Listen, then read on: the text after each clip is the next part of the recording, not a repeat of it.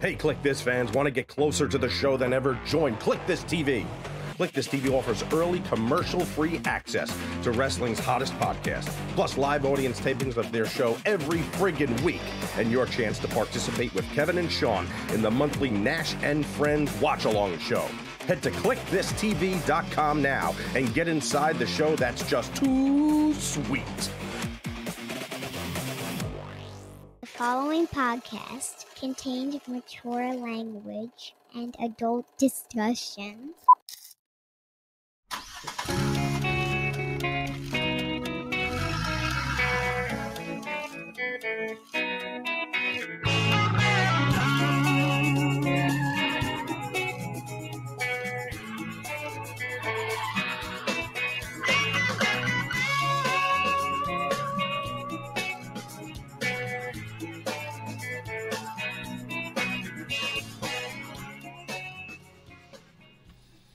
You know what I'm looking at here, Kev? Looking at you and a panel of basketball players. I'm trying to guess the year on this here. This is the Kliq This podcast, Kevin Nash podcast. He's Kevin, I'm Sean. I saw this on social media, and I had to snap a copy of it because I was trying to identify. Well, I can identify Kevin, the White Shadow, and I was trying to see anybody else that I knew. All the way on the right, doppelganger on the right. All the way on the right-hand side is Reggie Johnson, who played for San Antonio. He was our best player. The guy looking away, the guy turning away in the gray. Okay. And then next to him is Johnny Darden, who was our point guard. He was our captain. He was the guy that drowned that me and James Merriweather pulled out of the pool in Arizona. Oh shit, I remember that. Yeah. Yeah, he was. I hope he's a point guard sitting that low there. I was gonna guess Muggsy Bogues. But, no, he was. I think Johnny was 5'9" or 10. He was. Now seated, you're the tallest guy on the team. That obviously. I was the tallest guy on the team. Period.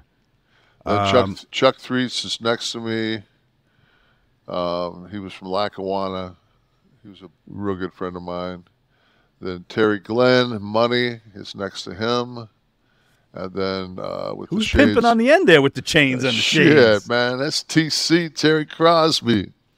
Man, that's my Toledo brother from fucking DeVilbiss High.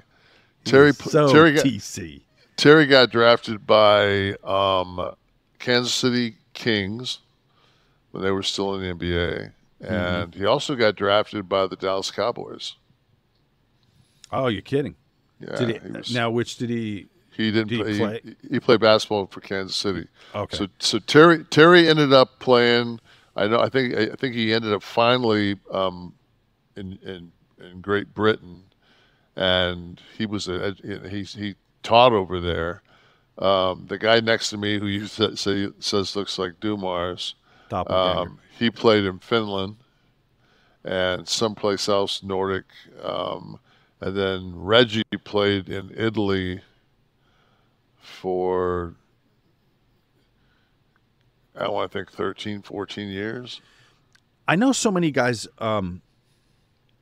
get drafted to get chosen for the European basketball games. Now, how does it work over there? Are there separate like federations or leagues, or is it like each country has its own league, or is it international competition? Kind of like soccer? you've got the like once Turkish Airways got involved, and those are the games you'll see on TV. And I mean, it's a completely like when Dominique went over there, like Dominique Wilkins went over there, and he played in Greece, and some NBA guys like at the end of their runs were going over there.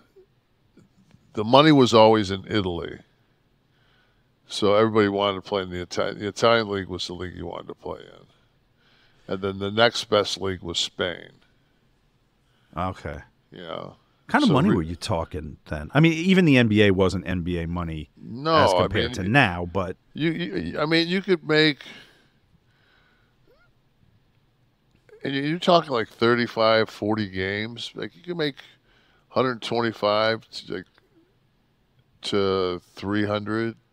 And then I know Reggie made more than that. I think Reggie probably made $500,000. Wow, and that's 70s money you're talking about right there. Yeah. That ain't bad. That's not bad. So, and they pay for your housing.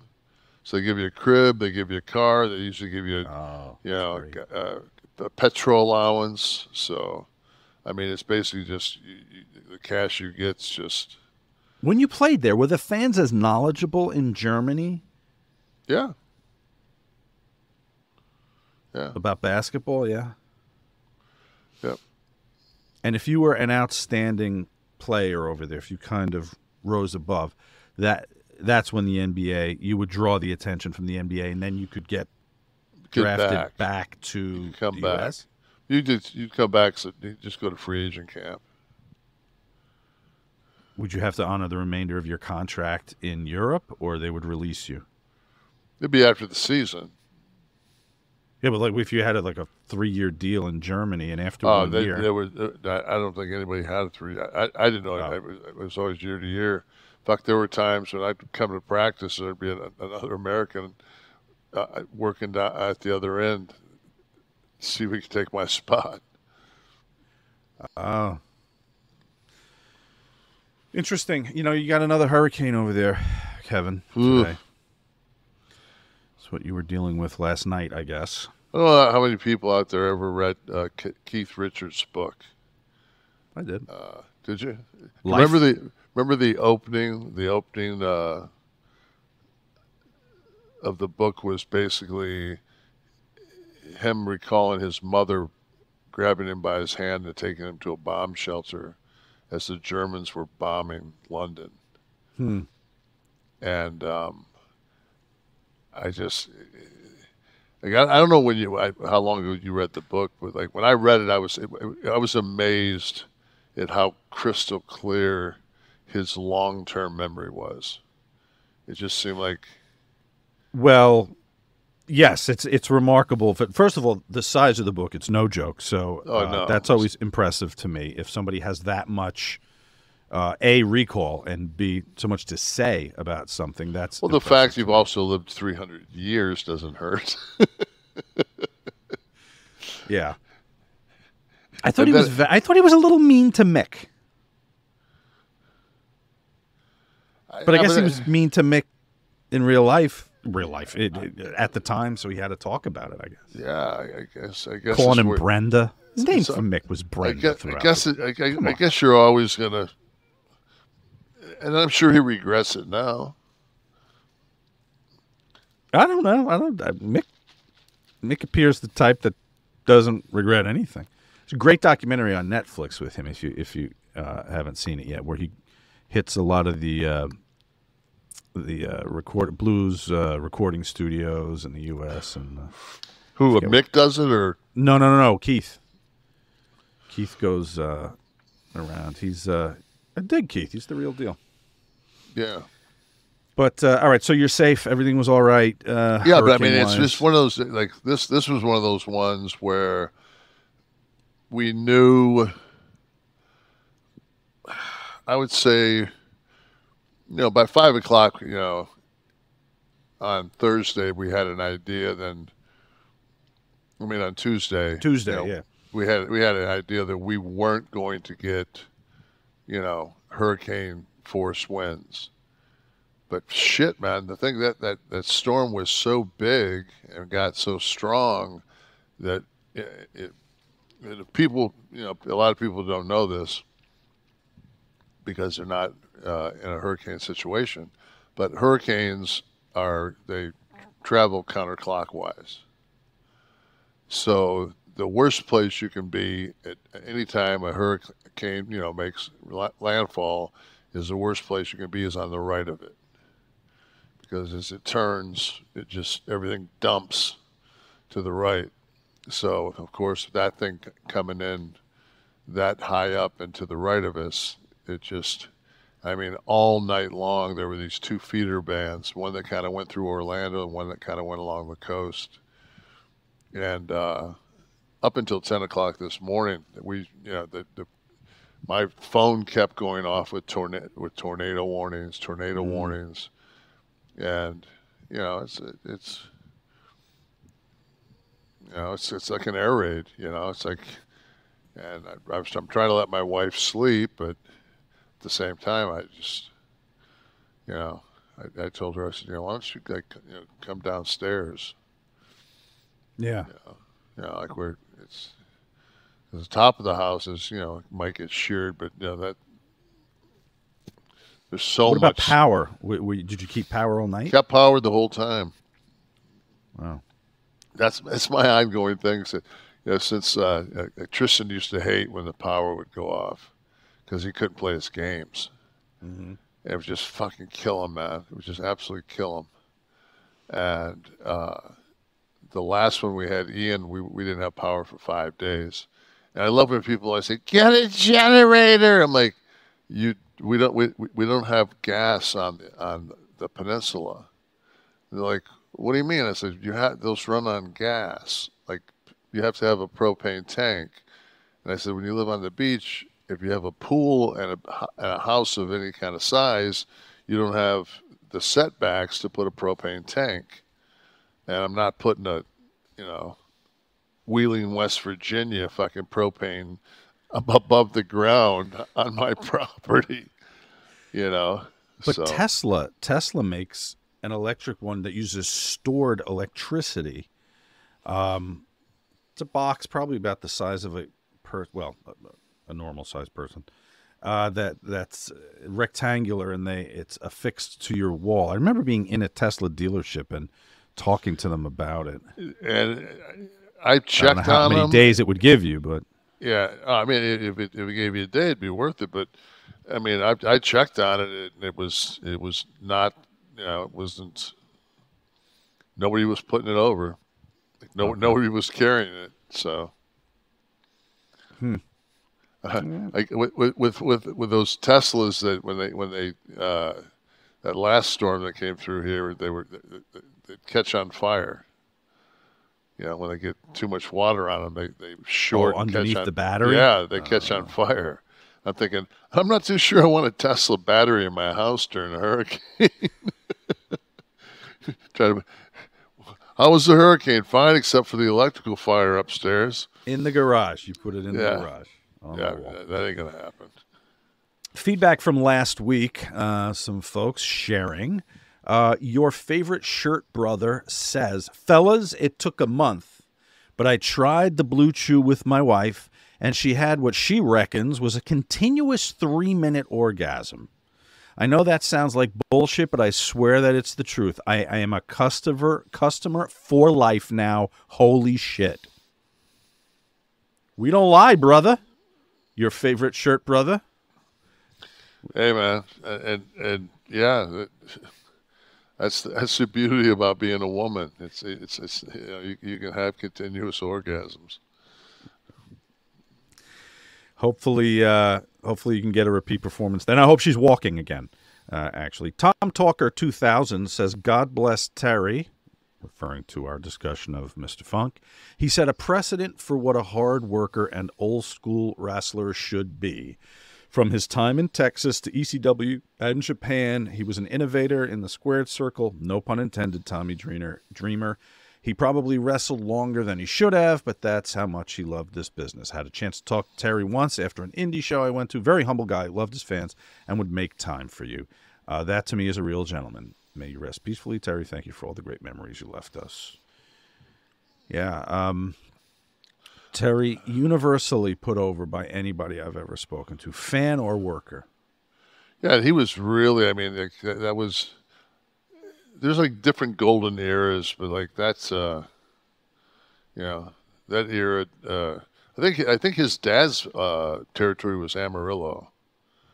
I think that's where he was, like that Amarillo, but yeah. Dory Sr., and then, then Terry and Dory out of the Amarillo area. And, so that, may Terry long be remembered. Lakota Gallagher, who sent a $4.99 tip to us through YouTube. We thank you for that. Certainly don't have to do that, but that is nice to pay a little additional for what you like to listen to. Lakota says, I've been a total fan of Mr. Nash for many years. So glad to know I was right about him all these years later. Love the stories, and thank you, Sean, for guiding us all through. Take care, gentlemen. Very nice of you, Lakota, to do that. Thank you very much.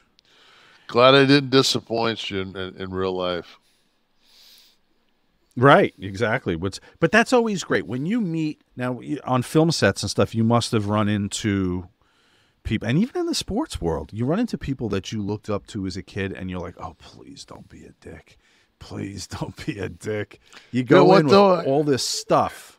Being 6'10", man, it's rare somebody just use. I mean, they don't usually show too much of a dick card. To borrow a line from Joe Pesci, to be told just once. Yeah, they don't do it, man. They just. Well, maybe if not you, but you could see somebody being an asshole to somebody else, and that could definitely register with you. Yeah, I mean, I don't know. I guess I've been blessed in life that I mostly like assholes kind of stay away from me. We got this thing here. Bobby Sutherland sets Monday up perfect, and I don't think I missed one yet. Love from Glasgow, Scotland. Thank you, Bobby. Did you work Scotland? Yeah, they just RVD was on last night. The last show that I worked, RVD was the main event. It was an indie show. They got a really cool kind of like game-changing wrestling, but that they had in Glasgow, and like Joe Coffey was what came out of that league, and they had some really good wrestling, and they packed that arena. Probably had 8,000 or 9,000 people in it the night we ran that indie show. Are they rowdy over there? Yeah. Because you see the soccer games. Yeah. Imagine wrestling would be tenfold. Yeah, you don't want to run your mouth in Glasgow. You get stuck. Yeah, the pints are flowing. Cussing the heels. No, it's just it was a great. We had a great. I mean, it was a great event, and a great Mysterio was on it. We had a good card. I wasn't going to do anything. I was just going to be a commissioner, and then I saw how. Like, I watched the first thing go out, and I immediately said, "No, man, I'm going to write myself in on this." And guy got why? Because it was the crowd was so hot. Yeah, the crowd was so hot. I wanted to be a part of it, man. Like, it's one thing to go out in front of 200 people, but you know, I'll take a chair shot in front of 9,000. Right. Excellent.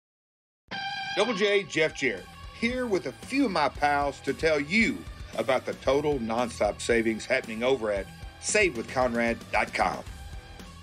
My name is Chance Ellis, and I'm a top guy from Chalmette, Louisiana. Well, after months, actually years at the time of listening to the podcast, I guess I heard the marketing efforts, and I decided to pick up the phone and give them a call and see if they can help me. I wanted to see if I can lower my term and payments. I got to work with Mr. Larry.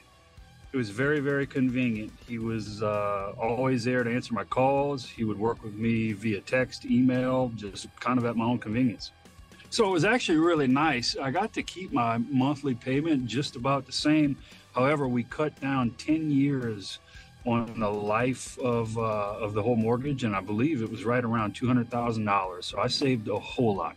So I'm top guy Chance Ellis. I've saved 10 years off the life of my mortgage and about $200,000 thanks to SaveWithConrad.com. In my world, it doesn't get any better than 5 stars. Find out how much money Conrad and his team can save you by strutting over to SaveWithConrad.com. So right now, strut on over to SaveWithConrad.com. NMLS number 65084, Equal Housing Lender. Woo! Whiplash Dynamo. Jonah Hill needs to play Herb Abrams in a biopic about UWF. There is a bit of, I could see him doing that. Especially like the high energy, coked out years of Herb Abrams. Jonah Hill would be fucking great. That edition of Dark Side of the Ring is worth everybody taking 45 minutes of your life and looking for. You know, I've never watched one episode of that show. No? No. You know, they're well done. I don't understand. Like, if you lived in this industry for 30 years, like, why you would want to, if you were a part of the dark side, like, why it's, you know? If you lived the dark side, why would you want to watch? Yeah, it's like the last thing I want to do is oh my God, I remember that reminds me of this horrible experience in my life. But there were no guys or stories that you wanted to get more information about or see a definitive. No. I've the Brody story. I've talked to 3 or 4 people that were there. You know, I was on the fucking plane ride from hell. Right. Well, so those are some of the more. They've gotten a little bit of use already. Those stories certainly, but like the Herb Abrams, I gave that one to Evan from Darkside when he would very early on when he had the idea for the show. He called me. It was still the kayfabe commentary days, and told me about it. So I talked to him on the phone for a while, and I talked about the reenactments he would do and to make them filmic. And I'm not saying that he wouldn't have done it without me, but certainly a lot of what we talked about ended up in the series. And when he was asking for stuff, he's like, yeah, we want to do the Montreal screw job. I was like, oh, really? He's like, you know, it's accessible. People know the story. I said, you need to do the Herb Abrams story.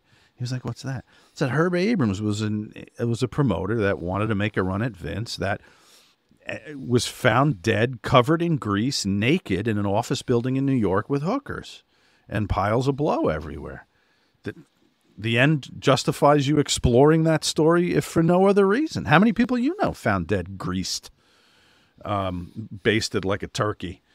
So if that's not enough of an advertisement for everyone to go watch that episode, Herb Abrams. And yes, I do think that Jonah Hill would have done a phenomenal job as Herb Abrams. Maybe we should write the script for that. See when you have free time, Kev. Let me know. I don't know.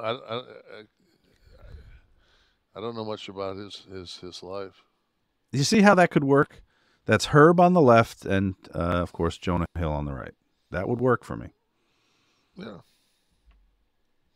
Steve, did you just do a Chat GPT gimmick, like make Jonah Hill look like Herb Abrams? Throw this in. Make him look like Herb Abrams, greased in duck butter and dead with hookers around him. And cocaine. And coke. Piles of coke everywhere. Let me know what you come up with. No Spot, 838. I know you guys recorded before the news broke, but R.I.P. Bray Wyatt. You were a slash of color on an otherwise black, white, and gray canvas. We will talk Bray in a bit. Kev, did you know anything? Like, I had heard about a heart condition. I heard he had COVID really bad. I heard that's that. True. Yes. You know, and I think maybe the COVID might have led to some cardiac problems, But I'd heard like recently that they were talking about his coming back. Like it had gotten better to that degree where I think Mike was iterating that he was preparing to, his son was preparing to come back. But we will cover that in the segments. Thank you, by the way, to everybody who joined us last Tuesday for the Kliq This TV edition of Nash and Friends with RVD. It was a lot of fun. I love, my favorite thing about this show, Kevin, and the reason it's so different, it's the relationship with the audience, I think. I don't know why or how, but it goes beyond like talent and fans type conversation, which you see some places. It does achieve that kind of like bunch of people sitting around somewhere and talking. Last night we did a lot of talk about a couple of our subscribers who might even be here tonight in our live audience, which is something else you get when you join KliqThisTV.com. Significant health problems. I mean, I know we talk about your health problems that you've been dealing with for years, and sometimes the talent come on and talk about. But we have some listeners that were struggling too, and everybody's beat up. I mean, if you put 45, even 40 years on this planet, man, you're just beat up, and it's because of it's more this than anything. Just the amount of time you spent with your neck in the wrong direction. It's like, I mean, I think that's one of the reasons why I use my phone so little, is because there's no way to really look at it. Without craning your neck downward. Yeah. Yeah.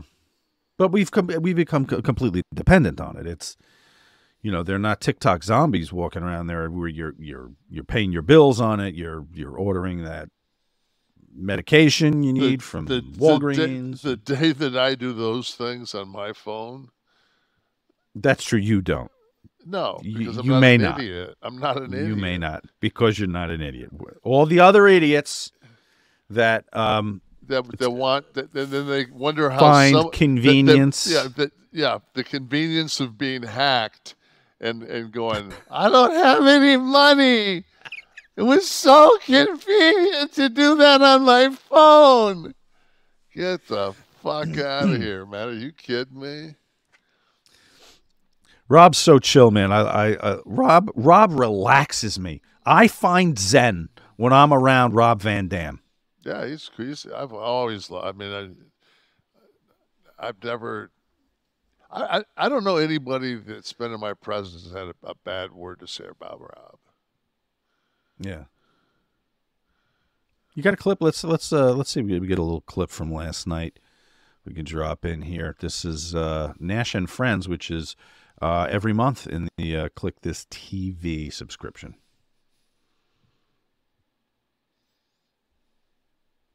Can't hear Rob. Let's see. What can we do here? Let's see. Are you familiar with Kratom? No. Okay. So Kratom, it's spelled Kratom. Okay. You're going to want to look this up. It is illegal in a few states. It's pretty easy to get overall. And Kratom is it's a dried up leaf from the coffee plant family. And they grind up this leaf to make a powder out of it. They put it in capsules. The capsules usually suck, and you got to take so many of them to equal a much smaller amount if you just take the powder raw. So if you have an option, I would always recommend there's something about the coating or something, the way it breaks down with the capsules. But if you get the powder, people make tea out of it. It tastes horrible. But it reacts on the opiate sensors in our brain, and it gives you a lot of the same benefits that opiates would. It helps a lot of people with pain. Myself, I take it. Helps great with pain.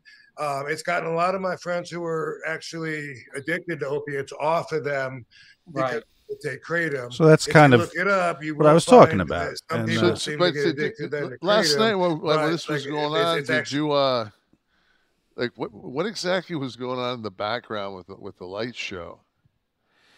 Yeah, that's Rob's kitchen, and yeah. I've seen in his. I think he uses that as the background. Someone confirm this for me. Is Dom in here yet? That's his background for his show too, isn't it? It should be. It looks like the Star Trek Enterprise, man. Yeah, I see Uhura blowing someone in the background. I think it's Herb. Herb Abrams. Greased up Herb Abrams. Yeah, man, that's everyone needs a kitchen like that. But so that's what I'm talking about. Josh, one of the fans, had a question about he had a degenerating his knee, hip. Was it hip or a knee? No, it was his knee.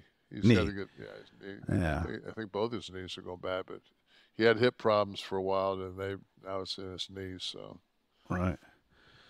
So that's the kind of help you get here. Bray Wyatt, just to touch on this a minute, he was 36, I Yes. think, right? And you're right. His COVID brought. I think that there was an existing condition prior to COVID that was exacerbated by it. But the thing I wanted to bring up was that morning he'd had a doctor's visit, and I'll read this so I get everything correct. He'd had a doctor's visit. Wyatt was recommended to continue wearing a, quote, this is from ITR, Wrestling Inside the Ropes.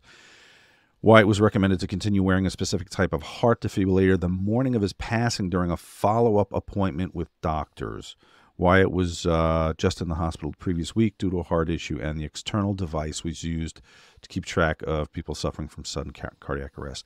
Authorities later found the defibrillator still in Wyatt's vehicle. Tragic. He was given the machine that morning, and he went up to take a nap after he came home, and his wife or girlfriend heard the alarm going off with no end, and went up and found him. Wonder if anything could have been avoided had he hooked up that thing that day. Crazy. I always, we always talk about sometimes it's tough to watch the contemporary product. And I always say, because of the time I came up watching, 70s and 80s, I love characters. And I always enjoyed watching him because he had such a sense of that. I don't know if he was old school because of his dad, but I loved everything he did. He was on a different plane, like his thought pattern, when he came out with Wyatt, and he had, Braun, those guys with him. It was like he had Brody with him. They were so different, and it wasn't like. I bash those Viking guys, but they're actually pretty talented. But it was a believable gimmick that these guys could have came out of the bayou, and Yes. Oh yeah, and the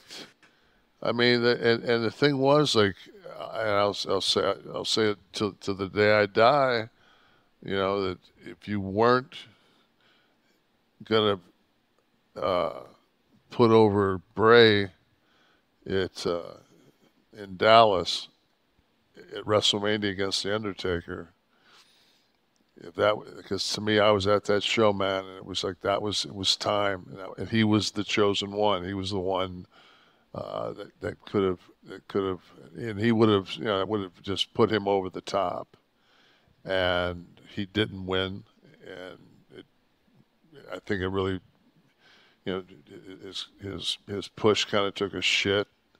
And then to turn around, and then they decide that Taker's going to give the belt to Brock, who is a legitimate UFC champion. I just don't see how that raised raised the stock in Brock Lesnar when you could have raised the stock in Bray. But that's why I'm sitting in my fucking condo. Brody, even Brody, like the look of the visual, first of all, was effective and believable. Brody Lee, what was he, Harper, I guess, right? Used the name Harper for that gimmick, but with Bray and I bought into it. Everyone bought into it. I was happy to suspend my disbelief, like this little Texas Chainsaw family. Yeah, I was totally happy to do that. Yeah, it wasn't like I had to sit there and, actually mentally go, okay, I'm gonna buy into this. It's like when you watch a movie. A movie, exactly. It's like I watched a movie the other night on what was it on? It was on Netflix. I don't know if you've seen it or not. It's called Kodachrome. Mm-mm. It's Ed Harris and Sudeikis, And Ed Harris is like a world-renowned photographer, and he's got 4 canisters of Kodachrome film, and Kodak is stopping making the chemicals. So he's got to get these 4 canisters Kodachrome film to Kansas City, and he basically the Ed Harris character, it was a shit father, and it's just I mean, I don't need to give it away because it just it gives itself away, because you know what's going to be on the film, and but it's like I'm sitting there and Ed Harris is in the back seat of this Saab, and they're making a road trip from, where did it start? New York City. And Ed Harris is such a great actor that you're not watching Ed Harris. Like, you immediately adapt that character is that character. And Sudeikis came a long way, you know. And it was just one of those movies where I would have never ever sat in a theater and watched that, but my wife and I watched it for whatever it was, an hour and 54 minutes, and it was just like a nice little piece of cinema. Harris is a great actor. Oh, he's unbelievable. Right, I was really amazed that he's only 6 years older than I am. If that. I think it was the hair. He was always losing his hair, so it always made him appear. Yeah, but think about him on much Westworld, older, man. He looks old as fuck. Maybe they probably smokes. Added some years to it. Yeah, maybe. I'll wrinkle you up well. Yeah. Morgan Freeman, another guy like that I could watch in anything. If Morgan Freeman is in it, it's instant creds. I watch. I was a lot of times late at night, and I can't sleep, and I don't want to start something and then have to be enthralled. So I'll watch something that I've seen 15 times. So whatever time I just go, finally I'm getting dozy. And I just maybe 2 weeks ago watched Shawshank Redemption. And it's just like, if there's a better film than Shawshank Redemption. But you know what? I have a question about that. How did nobody see that hole? 20 years. A fucking poster. A poster's enough. Guards going through the cells, doing searches and stuff. Nobody feels a draft. In 20 years, I have a believability problem with that. Apparently, it's just me. I mean, if you want to do that, then why the fuck would you watch Terminator? Yeah, but you can still have cool stuff that you can ask fans or viewers to believe in. It was sloppy. He was doing the books for the fucking warden. Well, it was purposefully overlooked. Well, that's that, or they didn't bother. I don't know. No, I didn't bother. Got to address that. No, I've seen the film 1,000 times. It's just like, if there's no escape tunnel, he doesn't meet up with Morgan Freeman at the end. So, as the writer, you got to do better than that. Yeah. See, make Wesley it behind the sink. Make it a removable sink. Wesley says he's never seen it, so. Oh, so that's the end of that, I guess. Sorry, Wes. Watch something else tonight. Kevin, I went and looked up the top 10 grossing WCW pay-per-views. I'm going to go through this list in descending order. I want to see how many you were a part of. I know the answer to this. But would you like to venture a guess before I count them down how many of the top 10 grossing WCW pay-per-views you were on? I'll give you one hint. It's not 10.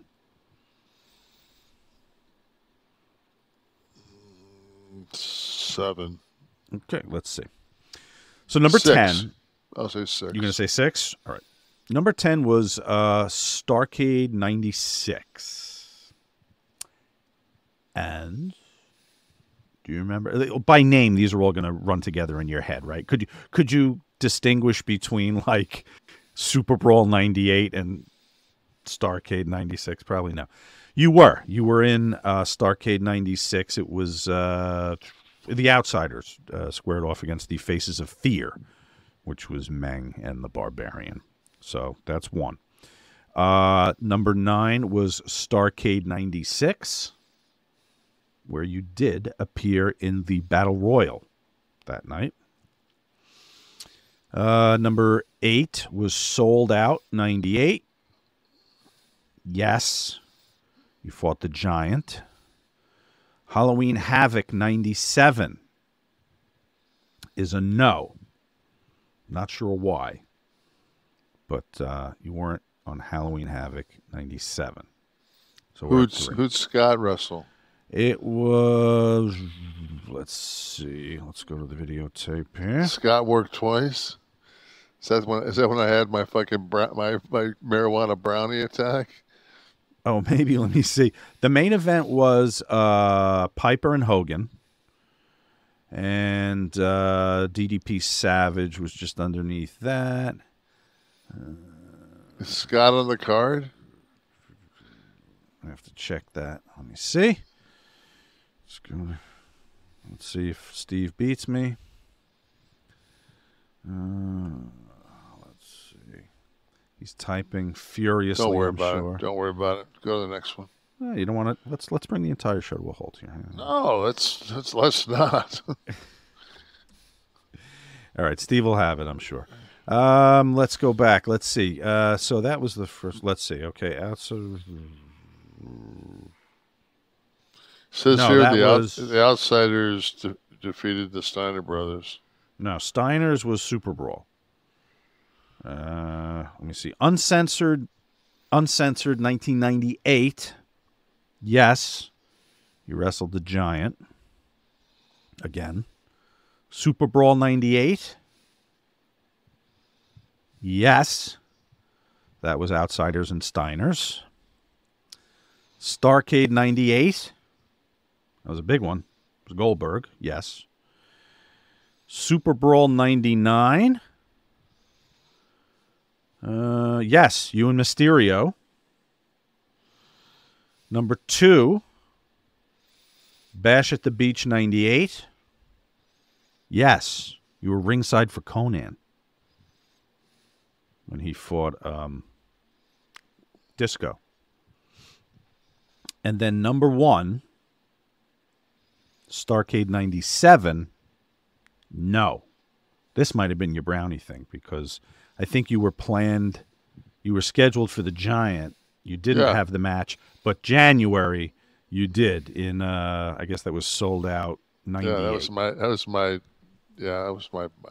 so I was in 8 of 10, and it would have been 9 of 10. It would have been 9 without the brownies. If I wasn't involved in the cannabis brownies.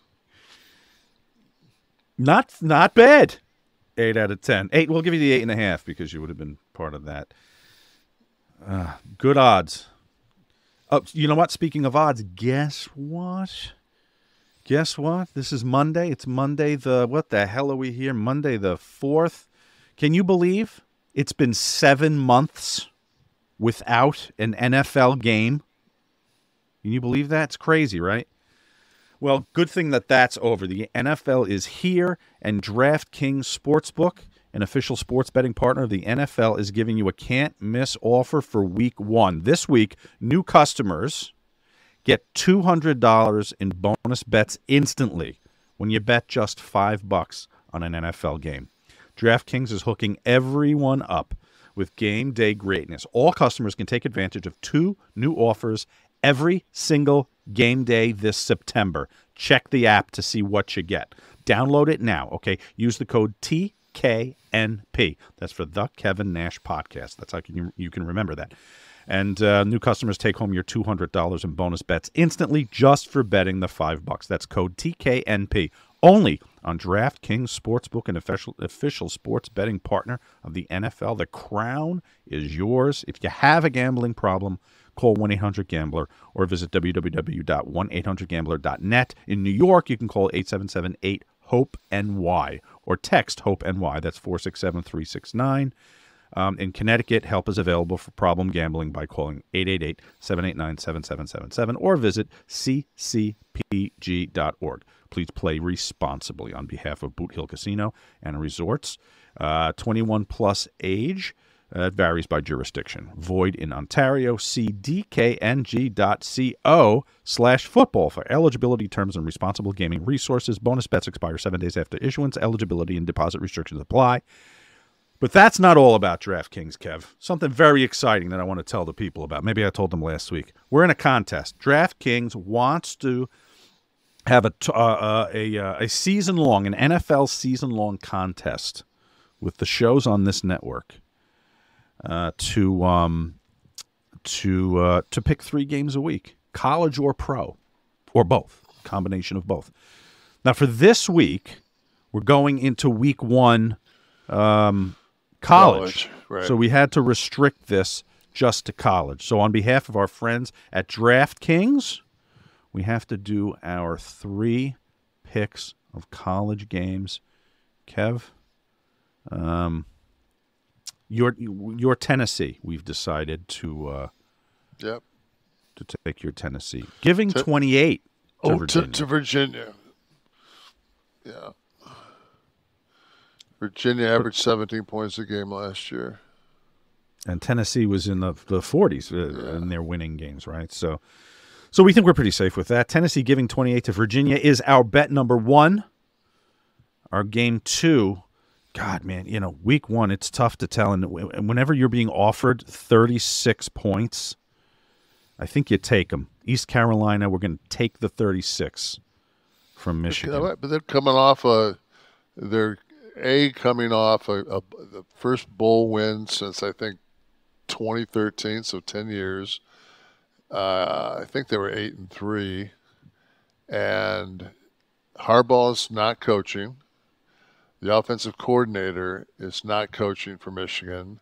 The quarterback coach is the offensive coordinator. The defensive coach is the head coach.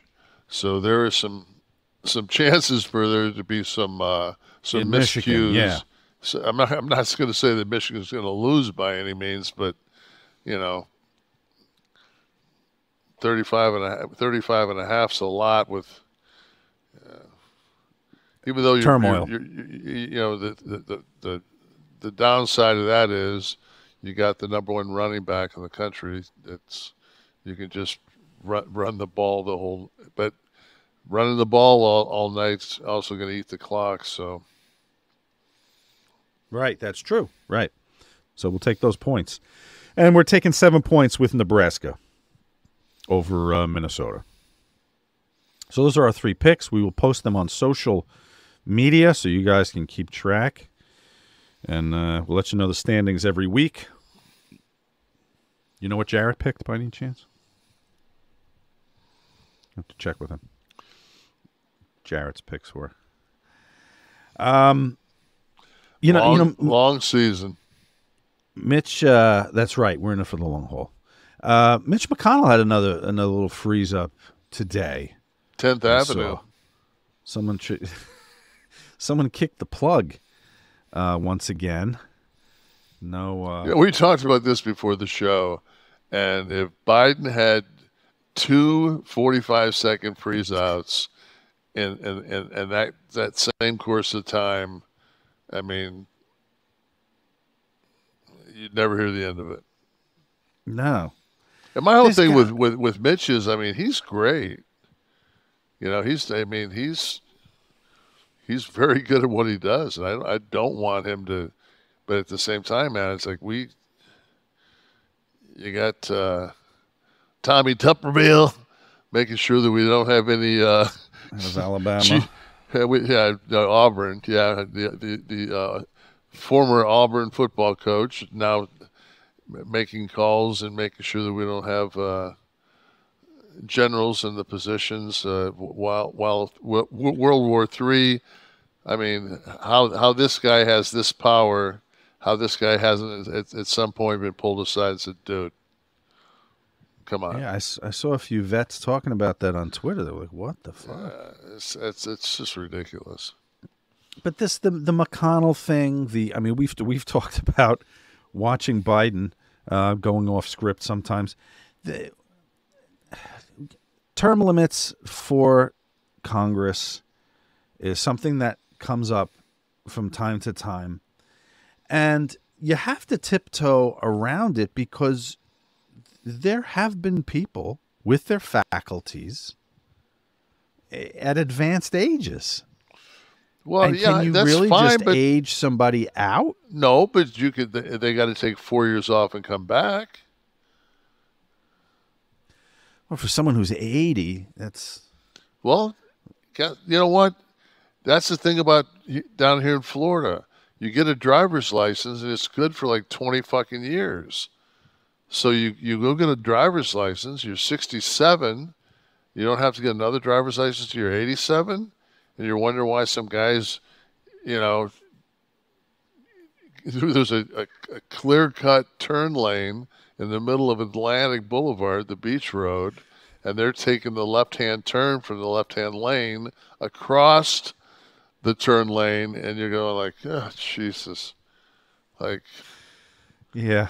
And me and my wife do the same thing. We're like, what the? And we just wait until we pass them, and then they make me look like I dyed my hair that day. It's Mitch in the car. Yeah, yeah. He's somebody 200 years old's on his way to the 4 o'clock early birder. Yeah, that's what people. Say. Go ahead. I know Daytona is a pretty young city, like the north, the Daytona proper. But now a little further south by you guys, do you have like the retiree influx there, or is it still kind of a young? This building I'm in is, I mean, I just saw one of our board members died on the way up here in the elevator. It was on the. Did you have to step over him? No, it was a post. It was a lady. It's weird too because the last time we had a storm, I met her because I was like, me and T came up in the condo, and they had those giant like dehumidifiers, and I walked downstairs. I'm like, why do we have these? And she's like, oh, you have water. And I said, there's no water in my unit. I just was in my unit. There's nothing going on. So I just took them and put them out in basically the hallway where people, they finally moved them because I'm like, but they got charged. They had 2 different units in every one of the 77 units. Getting charged a fee and just getting hosed by some, service pro. Oh, the remediation efforts. So what's the median age of the condo development?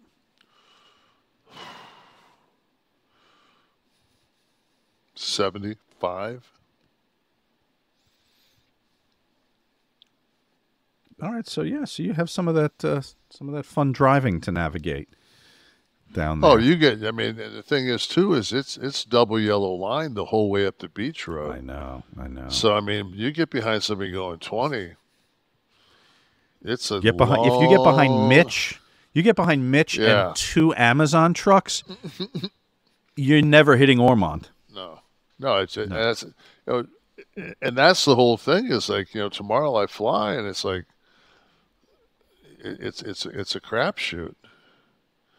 It's like what time do you leave? And you get to Daytona Beach Airport, and they've got 6 gates, two that are functioning, one with American, one with Delta. You've got a little tiny bar there, but I don't drink. So it's like, how long does it usually take you? I mean, depending Half on hour? what's going on. No, Yeah. I mean, I can do it in 20. I can do it in 45. You know, it's like the intangibles. Like I said, all you need is, you know, a couple of slow birds on the beach road. Right. You know, if you take out your phone, they won't hack into your Google Maps account, and you can put the address of the goddamn airport, and it'll tell you how many minutes you're going to get there in. It's usually pretty accurate. Give it a shot tomorrow. Give it a shot tomorrow. You know, No, it's not gonna accurate. affect your Luddite status. No, it's not. It's not going to, because they have no fucking idea. They don't know who's in the CVS drive-through waiting to pick up their pills that's going to jump out in front of me on Ridgewood. That fucking app has In that Bonneville. Yeah, at 88 Bonneville with the windows down. As I say, no, man, there's too many intangibles for. So, Giuliani is going to owe some significant money, it looks like.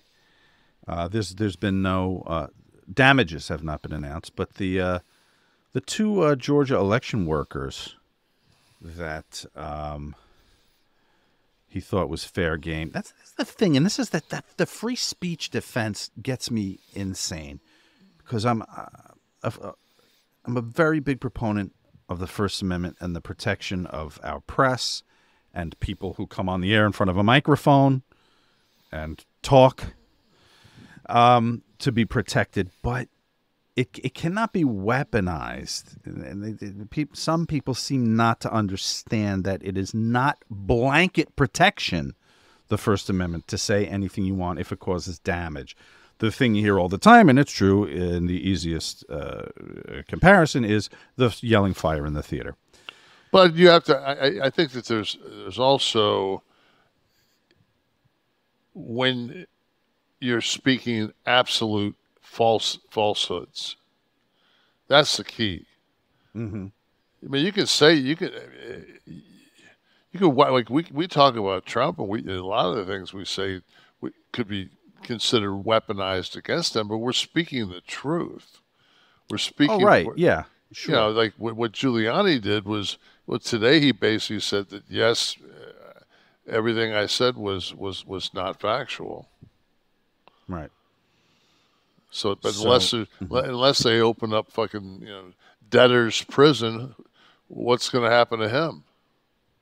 He's not going. Those two women aren't going to see a dime. Right. Yeah, that's probably true too. They're suspecting or estimating that could be hundreds of thousands to, if not millions. I would put a lien on his property. Is what I would do. Well, don't they? Isn't that like the next step? They have to. I mean, I would go after assets, right? I would go after assets. I'd put a lien on his property and kick it. I mean, fuck him. He's already been sanctioned almost $90,000 for the two election workers' attorneys' fees in the cases. But he's been struggling financially, buried under 2020 election legal proceedings, a new criminal case against him in Georgia. Yeah, Rudy's not doing well. But, it's his own fault. The bully pulpit doesn't work. This manufacturing of whatever the hell you want to say, you make it up, and they really thought, starting at the top, that they'd be protected, and they really thought they had absolute power. But as you know, well, that one guy also thought he made a hell of a pillow. So, I never tried it, but it's shredded foam. I mean, is this guy a genius? Anyway, You know who is a genius? Whoever came up with BLUECHEW. It helped our friend earlier, homeboy with no shirt, whatever the hell his name was, who You put his wife in a coma with his Blue Chew dosage. And we're here once again, the Stiff One, sponsored by our friends at Blue Chew. Guys, remember the days you were always ready to go. Now you can increase your performance and get that extra confidence in bed. Give your partner what our listener earlier gave his. Blue Chew is a unique online service that delivers the same active ingredients as Viagra, Cialis, and Levitra, but in chewable tablets and at a fraction of the cost. Take them anytime, day or night. Plan ahead. Just be ready for when the opportunity arises. You just pop them and chew them. You see they have mint flavor. The process is simple. You're going to sign up at BlueChew.com, consult one of their licensed medical providers, and once you're approved, that's it. You get your prescription within days. It gets mailed to you. Best part is exactly that. It's all done online. The process is so simple. No visits to the doctor's office, awkward conversations, no waiting online at the pharmacy, okay? Does it work? Well, we just had the best testimonial ever on this show, and Blue Chew wants to help you have better sex, so jump in there.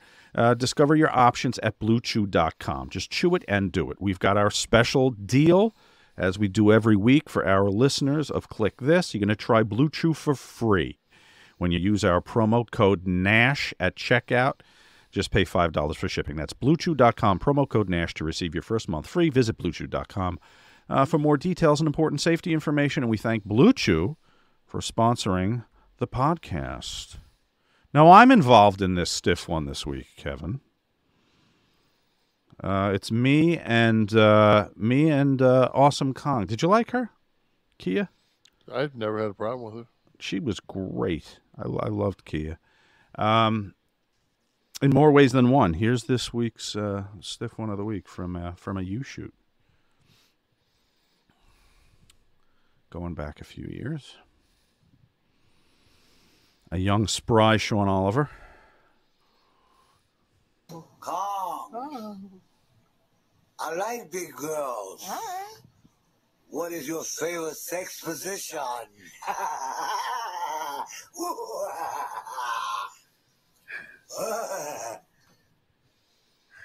Pedro Morales, thank you very much. Okay, Pedro, how are you trying to be scary with like cute Christmas decorations on the back? But okay. Also, y'all like for real here. How do you roll? Okay, so it's like stand up real quick. Me? All right, stand up right here. Okay. All right, so we're gonna do this right here. All right, now come over here behind me right here. Yeah. All right, we're gonna right there, right is there. The chair, now is the grab my leg. I'll grab the leg. Grab my leg right there. Here we go. Is the chair? You like the chair? Well, yeah, you gotta get this. You gotta be like, Right. Okay. There we go. Listen, Meet the Press is on right after this. Please make sure you don't change the channel. There's a lot going on. Yeah. In Venezuela. But you gotta have a lot of swagger to pull that one off. Right. You know, because there's a lot of junk in the trunk. Yeah, you got to be able to hold your own. That's all right, though. This is one of the many reasons I can't run for office, I think. Why? She's just showing you how to rub on that spot. Right. That cock and that leg, boy, that tilts that gimmick. Gives you access to areas you normally wouldn't have. You get that spot. And man, she does, by having a little bit more junk in the trunk, it's by picking that leg up and changing it around, you're getting a deeper penetration. Kev, all the shows we've done together, I can't remember doing a segment like that with you. No. Not on camera, anyway. No. I think we both often wondered what it would be like to go to Penn State's football camp, but I think that's about it. Yeah, discussions about the Penn State locker room was as far as it went. Yeah, that in our years as what are they called? The altar boys. Altar boys, yes. Yeah, altar boys. That'd be a hell of a band name. The Altar Boys. The Altar Boys. Yeah, that's just the songs that I'm coming up with some song titles right now that could be really effective on the album. Could do a remake of the Motels He Hit Me and It Felt Like a Kiss. Mm-hmm. How do you an altar boy. Kick the priest in the chin, right? That's the old adage. So we're talking about like BLUECHEW and our man saying that his wife had a 3-minute orgasm, and so I went ahead and I switched to Mint Mobile. Okay. So here we go. I switched to Mint Mobile because I said, why not? And I'm 10 days into this, and it's perfect. I'm not getting.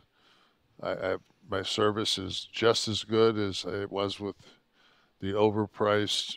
And for $15 damn, unbelievable. Yep. Wow. All right. So far we're testing them out.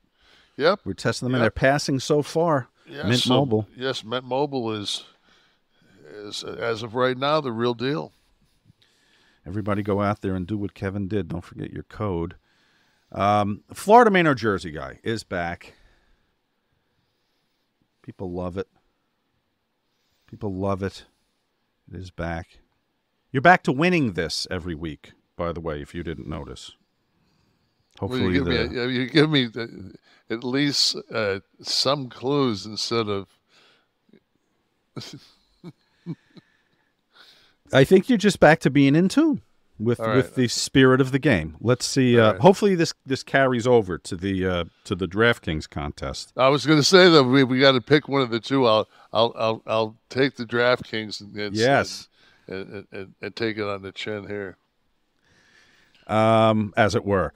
Okay, here it is. Florida Man, Jersey Guy. For anyone who doesn't know what we're talking about, one real headline from a Florida man and Jersey. Last week someone asked for some equal time for Florida women and Jersey women, and we gave them one. So I've done that again this week. We've got a Florida woman, Jersey gal.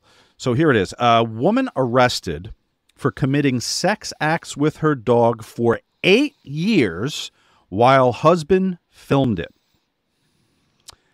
And the other headline, woman arrested for burning down a man's house after he called her for sex at 4 a.m. but fell asleep before she arrived. I'll read them both again. Woman arrested for committing sex acts with her dog for 8 years while husband filmed it. Woman arrested for burning down a man's house after he called her for sex at 4 a.m. but fell asleep before she arrived. You feeling anything? I'm just thinking with the husband filming it, I've got to go Florida on that one, and I would think I would hear more of a Jersey kind of girl going, "Motherfucker, I'm going to burn your shit down." So that's. Well done once again. I have to get better at this, I guess. I hit my stride. No, that was a hard one. But that was a hard one. That could have went either way. There was no give me on that. That's just. And that's the genius of the game, that you get a feeling and a vibe from hearing the headline, and it's usually correct. My thinking, though, honestly, in doing it was all of our dog stories have been Florida ones. The guy one in the manger. Yeah. So let's check out our Florida lady here. Loving us a little Christina Calello, 36. Her husband, Jeffrey Springer, was also arrested after he recorded sexual activity onto a flash drive. The dog was taken away from the couple and remains unharmed. Bestiality. I heard he's pissed. Because the dog. Oh, yeah, I know. Who really loses out on the deal? Bestiality is a first-degree misdemeanor or a felony throughout the U.S., except in 4 states. Give me the 4 states that it's here you go. If Alabama, you're feeling a little Wyoming, New Mexico, Hawaii, and West Virginia. And our young lady who needed that booty call at there she is, ladies and gentlemen. This is, let's get her name. Looking for her name. Why can't I find her name? I don't know. But anyway, she was 29 and arrested for burning down the man's house when he called her, and she did not answer the door. There you go. Another successful Jersey woman. Did you see where the state of Alabama has they're going to allow because it's so hard to find the lethal injection drugs that they're going to do what they call a straight nitrogen termination of life for their death row inmates? Yeah. And basically the pretense is I think we breathe 78% nitrogen, the rest is oxygen. But by taking the oxygen out of it, you'll suffocate them to death. Right, and they don't. They say it should be peaceful. So in other words, we're gonna just. I was talking to a friend of mine the other day when we were talking about this subject, and he said, and this is like a very intelligent, I doubt he even owns a handgun. He said, I would much rather be shot in the back of the head with a 50 caliber pistol than that. Yeah, what is the, I mean, I guess the firing squad is no longer, yeah, here it is, some information here. Nitrogen hypoxia. It forces the inmate to breathe pure nitrogen gas, which has been authorized in 3 states but has never been used. Alabama lawmakers approved nitrogen hypoxia as an alternative to execution method in 2018. So I guess, so you said there was a shortage in the drugs that, is this a COVID shortage? Is this leftover from COVID? It's been going for a while. Well, how much do they need? I mean, how many people are they executing? Texas shit, man, for a while there, that where is it, Huntsville, Texas, where they kill everybody? Is that what it is? Is it? I don't. Texas was. I mean, they're like they don't fuck around down there. Hell, they tried to execute you with razor wire in the fucking Rio Grande if you come across them. Let's put these buoys out there with razor wire. You know what I'm concerned? I'm not concerned about that as much as I am about eating well in these coming years of my life. 50. It's time to get serious again. Summer's over. The cruise is done. My Florida foray is done. It's time to start eating right, and Factor will help me do that. If you guys look at my Instagram, you can find I cooked a massive 6 Factor dinners in one shot and went through and sampled them all. And I did that because Factor is America's #1 ready-to-eat meal kit. The busy fall season is right here, so you're probably looking for some wholesome but convenient meals for your jam-packed days. And turn to Factor because they can help you fuel up fast with chef-prepared and dietitian-approved ready-to-eat meals delivered straight to your door. Save time, eat well, stay on track with your healthy lives. I so enjoyed the chicken queso. It did have the cauliflower rice with it. But you're going to get stuff like that and a ton more. God's sake, dozens of menu items. You can refresh your healthy habits without missing a beat. You're going to choose from 34+ weekly flavor-packed dietitian-approved meals ready to eat in 2 minutes.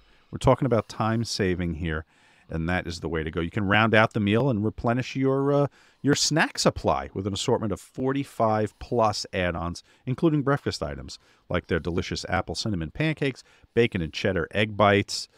Kev, I know you're a fan of egg bites. I've seen you devour those. They're good. With Factor, you can rest assured you are making a sustainable choice. We offset 100% of our delivery emissions, source 100% of renewable electricity for our production sites and offices, and feature sustainably sourced seafood in our meals. This August, Get Factor and enjoy eating well without the hassle. Simply choose your meals and enjoy fresh, flavor-packed meals delivered to your door. You're going to head to factormeals.com. Okay, you are heading to factormeals.com/Kliq50 and use the code Kliq50 to get 50% off. That's code Kliq50 at factormeals.com/Kliq50 and get 50% off. Thank you, Factor, for giving me some healthy eating options and for helping our show. Hey, there was guess what? There was a little backstage problem with CM Punk this week. I know. Again? You're shocked. That's the face of disbelief. Jesus. I don't know. What are you hearing? When's enough enough? Perry and Punk, I guess, both suspended. I don't know the terms of it. Honest to God, I mean, and this is in all seriousness, what I take from this whole thing is he needs serious help.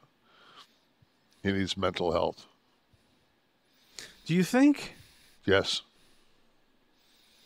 Yes.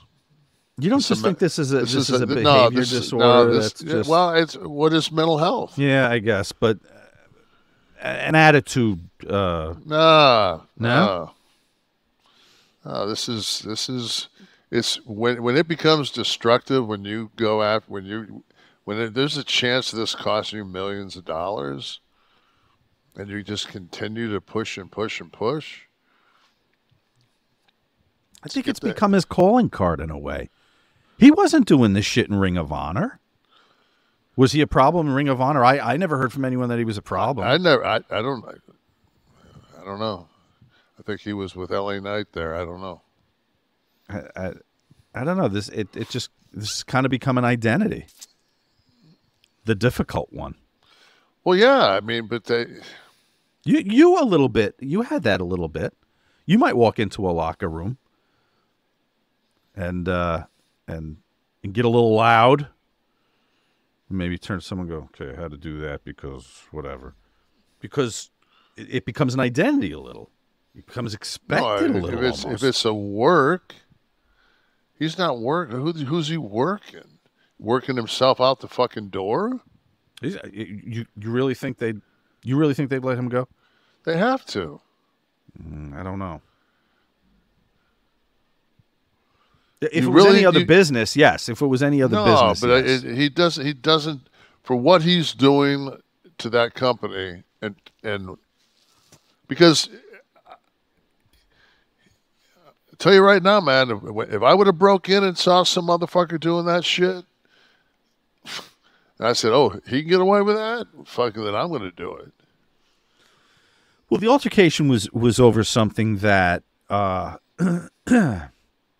That he said, that Jack Perry said on the mic about the glass, the windshield glass, critical of Punk, and I guess embarrassed him. Is that like I remember asking you or Sean or maybe both for Sean's book when I was talking about the Horseman parody that you guys did, which was a little stiff. And you guys had to walk back behind the curtain, and Ole's there, and Flair's there, and they probably weren't happy. But my whole thing But is it was this. a successful segment. No, but my whole thing is this. That's bullshit.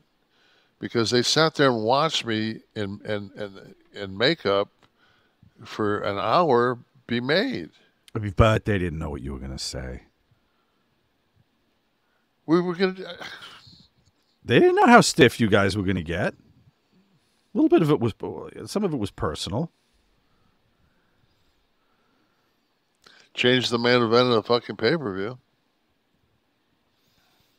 But I'm saying that they were professionals and maybe they weren't happy, but that segment was good for the show. People were going to talk about that. I don't think anybody had done a parody before. I don't know. Maybe WWE was doing those Nacho Man and Ted. No, but not with the boys, not to draw money, just to. Oh, in the ring. Yeah, right. I don't know. It just seems like I agree with you that it's not conduct that you should be dealing with in a locker room in any sport, but I think maybe at this point, too much to lose to let him go at this point. What's there to lose? He's a draw. He has this cultish attraction. Fans have a cultish attraction to him. Yeah, so does Trump. Right. And there's a whole party that's going to give him a nomination despite 91 felonious charges. We'll see. So as I say, I guess it's not so much an AEW thing; it's just an American thing. Yeah, you might be right about that. I just think that Tony Khan needs to get somebody there to be a heater. Well, he needs to bring somebody in. If he's not going to, Vince wouldn't put up with that shit. Oh, absolutely. And that's what I was going to say.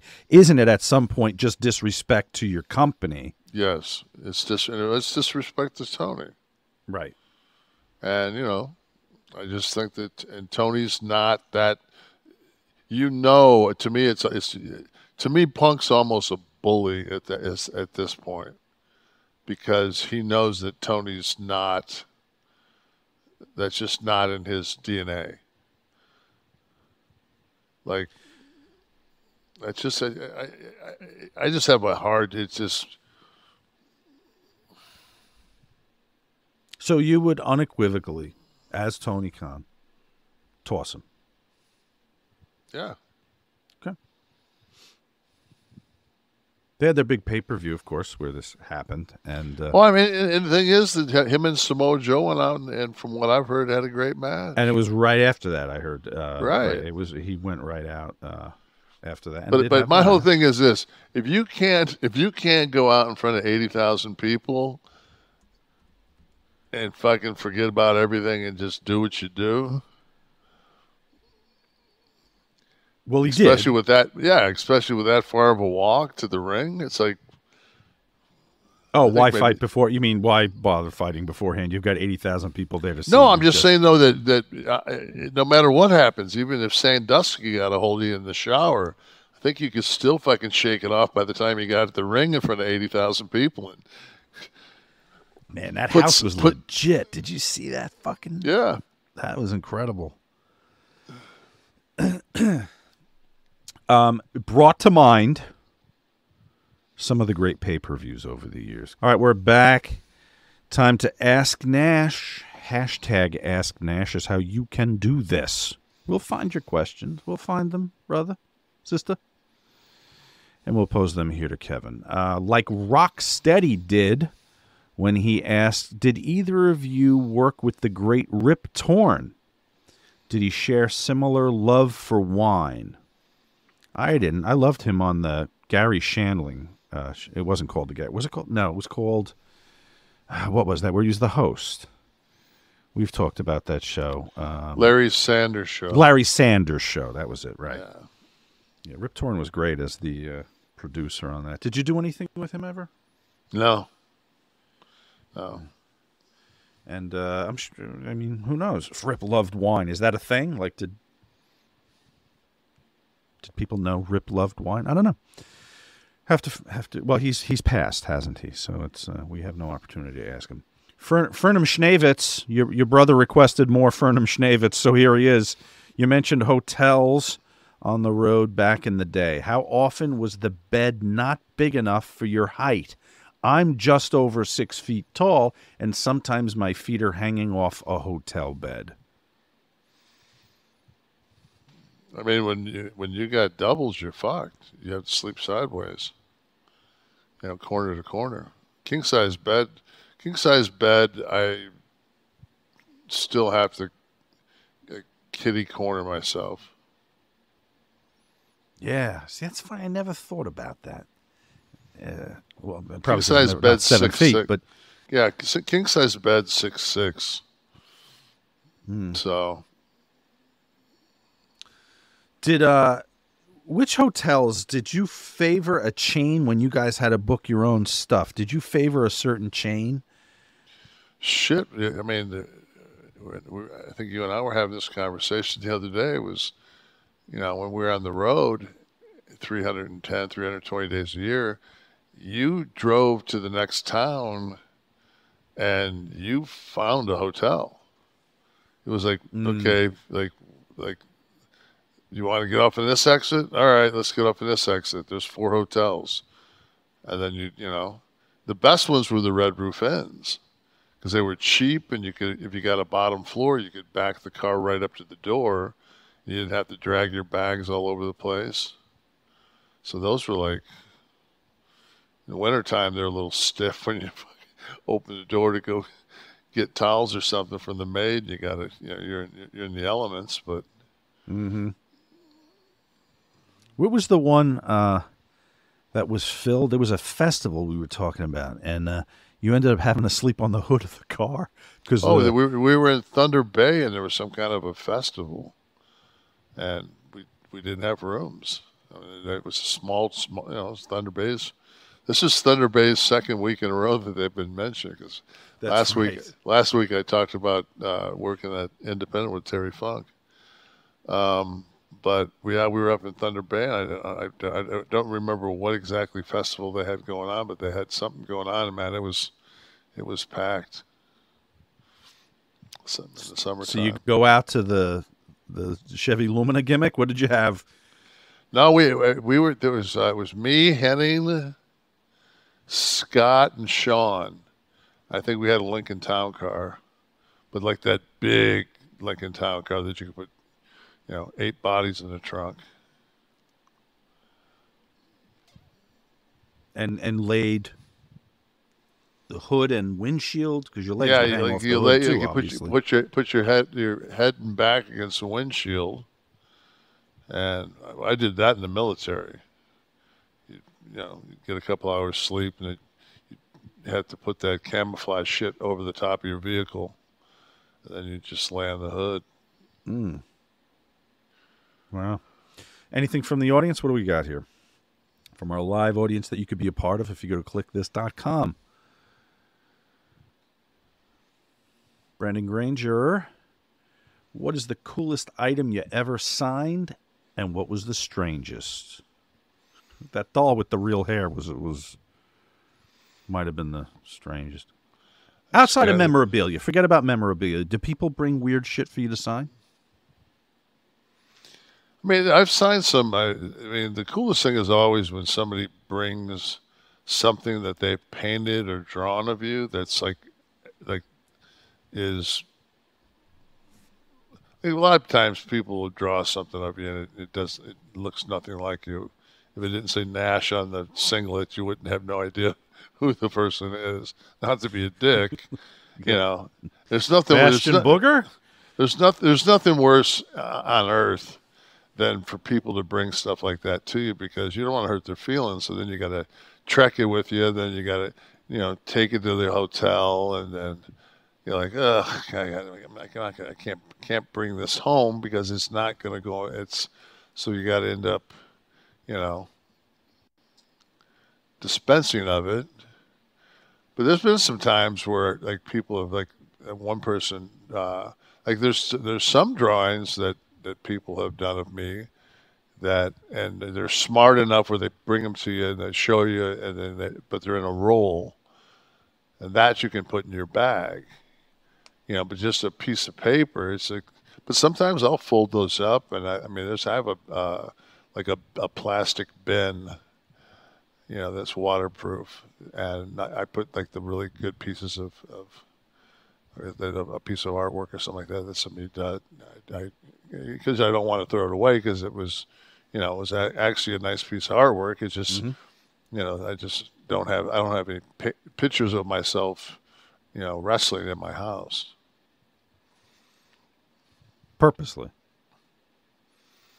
Yeah, because when, you know, too many times when you're on the road as much as I was, and, you know, your wife calls and has an air conditioning guy come in and he looks around and there's either your wife's a Kevin Nash mark or he knows you live there. Right. And just because it's Tamara Nash doesn't mean that Kevin Nash lives there. And if there's no pictures of you around the house in wrestling gear. Very good. Who else from the audience? Been waiting patiently. James Bedford. Big Kev, what was one of your favorite pieces of merch in your years in wrestling? Mine is the Nash Hall Outsiders portrait shirt. Let me get an 11 soft recreation with you, too. Thanks. Yeah, possibly. Any piece of merch that you were like, wow, that's fucking cool? I have a one of the few things I actually do have in my house that's wrestling. That they made I'm standing like this. I've got long hair. I've got my fancy tasseled pants with the red tassels on it, and I think they made Dallas, Goldberg, me, and Sting. And they're probably 12-inch mock little statues. But, I mean, it looks like me. It was, I have that actually on one of my bookcases. How often did you have to pose for, images where they do the cameras around you and stuff? Did you have to do it, every year just to change the...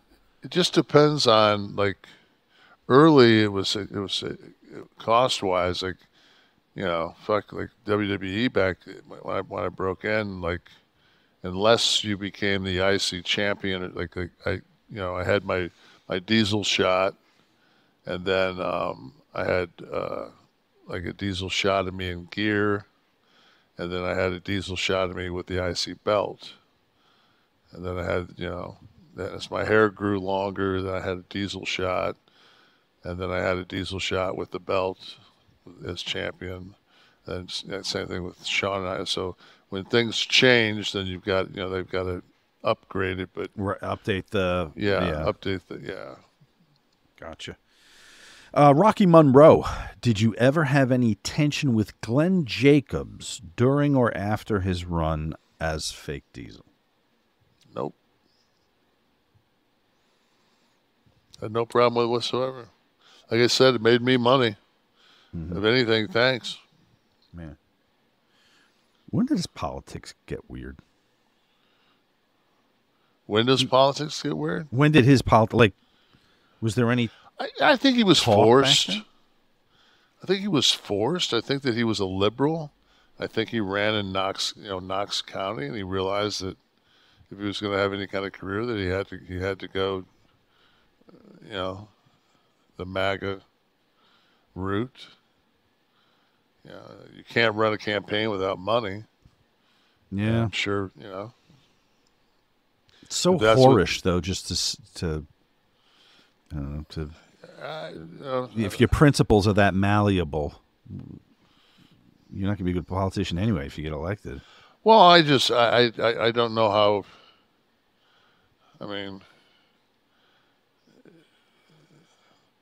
I just watched DeSantis, we had the shooting in Jacksonville, which was definitely a hate crime with a white guy opening up on 3 blacks, and they had swastikas on the gun, and he goes down there to and this is something that's absolutely crazy. So that happened on the anniversary of the original King 60-man march, I Had a Dream, and there was another incident in Jacksonville. I want to think it was maybe 63. I watched. I'm going to say this, and boy, here they come. The libtards, fucking Oliver and Nash. But I was watching Rachel Maddow's show the other day, and she was talking about, they called it the hatchet. The blacks had taken over had decided, not taken over, they decided they were going to sit at the counters at the different lunch places. and it kind of worked its way up from Fayetteville up and then into Jacksonville, and the Klan and some other groups basically handed out baseball bats and axe handles, and they just fucking went into these places and just bludgeoned, beat these kids, and I'm just like, how did I not know this happened? I don't know. Like, I how know do I there know were that counter yeah, but this protests. was just a very violent attack in response to that, and I'm thinking to myself, like, if I didn't watch The Watchmen on HBO, I would have never known about Black Wall Street and the attack on that.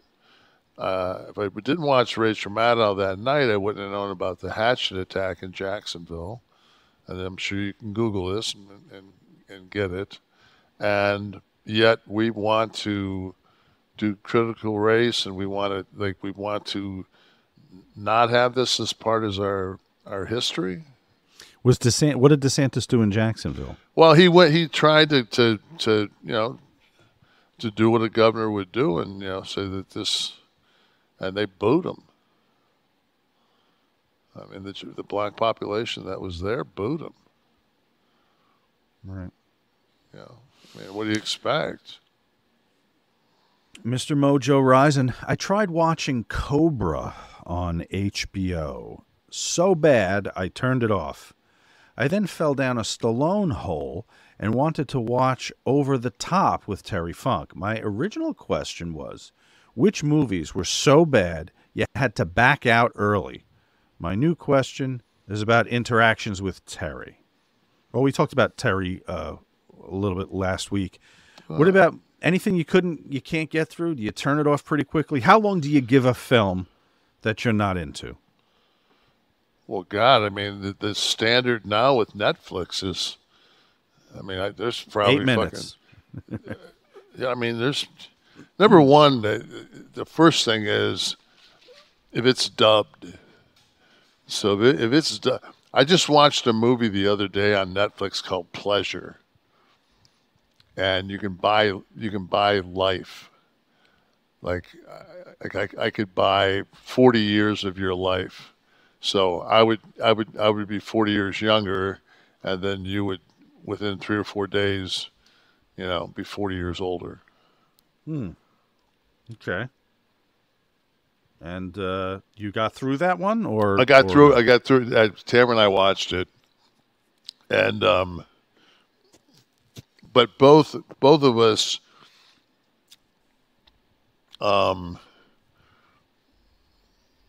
because you also fall down that rabbit hole of watching news and watching, like, I'll watch Sports Center go through 3 times. The exact same fucking Sports Center. I'll just you might have missed one of the clips, right? You never know. But I'll do that sometimes because I don't feel like reading, and I don't feel like fucking scrolling through, and that's what I do a lot of times. Like I was talking about the Shawshank, like I'll do that just to, put on a classic, yeah. In the old days, I used to. I've probably got 1,000 DVDs, but that. I don't even have a player anymore. Do you have a DVD player still? I had a single CD Blu-ray player, and it got fried when Florida Power came and they switched something out on my box during the Hurricane Ian, and they fucking fried it. Like, even through the surge protector, they fried it. Wow. Sounds like they owe you a DVD player. Last thing I had to turn off, sorry, Wesley, it was that multimedia exercise posing as a film called Babylon. I don't know. I ceased caring about anybody, and after about an hour of the roller coaster ride, I said, all right, that's enough. Thought I was going to get a film, not a thrill ride, and that was the end of that. DK Stunna, SummerSlam 95 was my first show I ever saw live. I was 5 years old cheering for you. I apologize. I need to know, did you party in Pittsburgh's South Side after the show? No, I could barely walk. Mabel fucking broke my back. I don't know if Dom, I guess Dom's not. That's when he dropped. That's when he dropped on my. He dropped on my back. That's right. That was one of our early clips, yeah, I think, on this show. By the time I got out of the shower, I was already like. I actually gave up the wheel. So. No, I think HBK drove. Yeah. So, okay. So, how about some more from the house here? Let's get some of our friends in before we wrap up. Always try to... Matthew Chimura, Kevin and Sean, have either of you watched the Lakers series on HBO, Winning Time? Thoughts if you have. I love 80s and 90s. Yeah, we've talked about that. And we've talked a lot of 80s basketball here. And I was just asking Kevin, it was probably off air, how the series is. And you gave it a big thumbs up. I like it, but it's funny, man. Watch that series, and then go on the same on Max and watch Magic and Bird, the documentary. Love that. And it's like completely, almost rejects what the series is portraying. Yeah. So that's what I was going to ask you. Is it true to fact, or is it just no? Kind of that's why I don't think that there'll be a third season, because it's so like I don't think Magic was that. I think I just can't see Magic. I can't see Kareem taking the backseat to Magic to that kind of degree. See, I have to look into how well researched that was, or if they just based it on the I just think people it's and then just I just think it's sensationalized. Right. Because I'd love to see the chemistry of that team from Pat Riley, Pat's contributions. Riley's getting ready to I think this next episode he's gonna cut Whistle's head off. I think Riley's getting ready to take control of the team because they're running the system. Do they deal with Jerry West at all as a GM? And okay. Oh yeah. But now that I know it might not be true to fact. I don't know if I'm gonna bother with it. No, it's just to me it's just because the characters, everything. I still find it really enjoyable. Okay. The guy looks good that's doing Magic from what I've seen. I mean, I know Magic enough to know that just doesn't. He doesn't come across like Magic. Okay. Who else? Someone from the house. Thank you, Matthew. Good question. But then again, I wasn't on those Laker teams, so. Yeah, Pete, that shit gets crazy when you're in the white hot spotlight of the Showtime Lakers. Especially when you get back in those days, you get a 25-year, $25 million contract. Yeah. You're the highest paid guy in sports. Heading 8, did you know Winning Time was the reason Adam McKay and Will Ferrell won't work together anymore? I didn't. Will Ferrell and Adam McKay split because of that?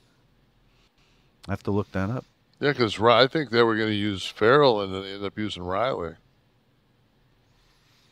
I think Farrell was going to be Bush, Dr. Bush, whatever the fuck his name is. Jerry Buss? Yeah.